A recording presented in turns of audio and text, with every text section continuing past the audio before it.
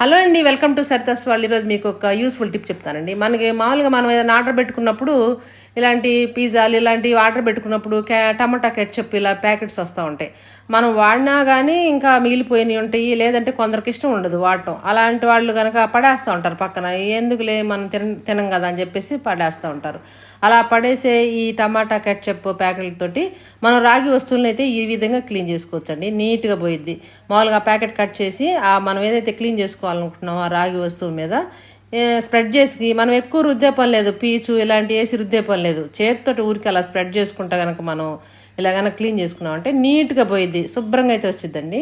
మనం ఏదో ఉపయోగించకుండా పక్కన పడేసి మనం డస్ట్బిన్లో పడేస్తూ ఉంటాం. అలాంటి వాటితోటి ఇలా రాగి వస్తువులను కనుక మనం క్లీన్ చేసుకున్నామంటే సూపర్గా తలతలా మెరిసిపోతాయండి. మనం ఇంకా ఏ ఇంగ్రీడియంట్స్ ఉపయోగించే పని లేదు.